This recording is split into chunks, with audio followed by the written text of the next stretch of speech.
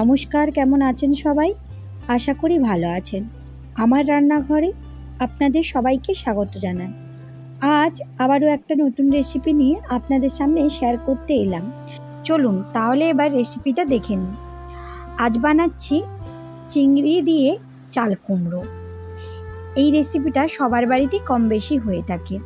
আমি এখানে একটা ছোট দেখে চাল কুমড়ো নিয়েছি, মানে চাল কুমড়োটা একদম কচি ছিল।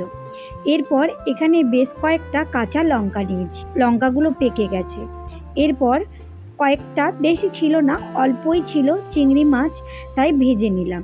বেশি ভাজবেন না, আমি আগেও অনেকবার বলেছি, বেশি ভাজবেন না, রাবারের মতো হয়ে যাবে। ওই কড়াতে অল্প একটু সর্ষের তেল দিয়ে দিলাম। তেলটা গরম হয়ে গেলে 1 টিস্পুন মতো কালো জিরে দিয়ে দিলাম। এবার জিরেটা একটু ভাজা হয়ে গেলে এবার দিয়ে দেব ফোড়নে শুকনো লঙ্কা। আমি শুকনো লঙ্কা ফোড়ন দিয়েছি, আপনারা চাইলে কাঁচা লঙ্কাও দিতে পারেন। আমি এরপরে কাঁচা লঙ্কাও ফোড়ন দিয়ে দেব। কাঁচা লঙ্কা ফোড়ন দিলে কিন্তু খুব ভালো লাগে। এরপর কেটে রাখা চাল কুমড়োগুলো এর ওপরে দিয়ে দিই। ভালো করে নেড়ে নিতে হবে। আগে থেকে লবণ দিয়ে দেবেন না। আগে থেকে যদি আপনি লবণ দিয়ে দেন তাহলে এই চাল কুমড়ো থেকে প্রচুর পরিমাণে জল বের হবে। তখন আর কুমড়োটা ভালো করে ভাজা না হয়ে জলটা বেরিয়ে যাবে, আর ভালো লাগবে না। পর পরিমাণ মতো লবণ দিয়ে দিলাম। দিয়ে আবারও 2 থেকে 3 মিনিট ভালো করে নেড়ে নেব।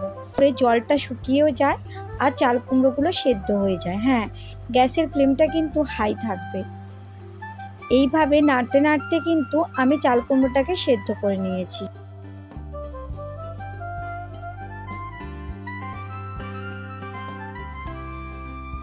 দেখুন, পরিমাণ মতো হলুদ দিয়েছি।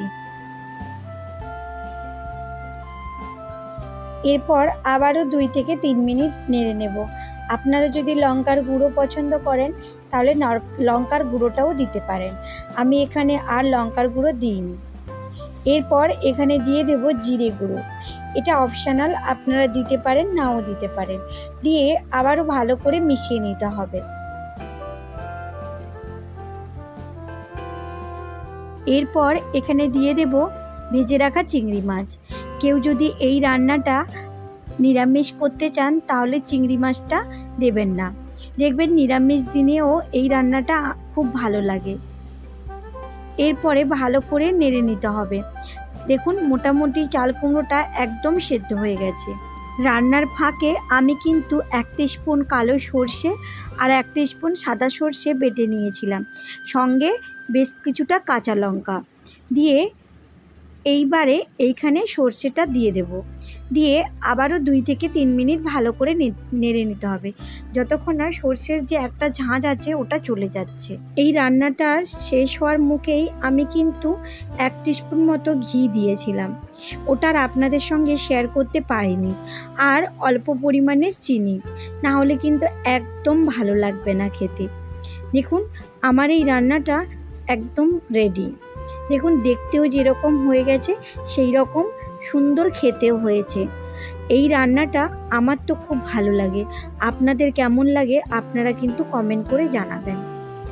আমার এই রেসিপিটা আপনাদের যদি ভালো লেগে থাকে তাহলে নিজেরা বানিয়ে কেমন হয়েছে কমেন্ট করে জানাবেন।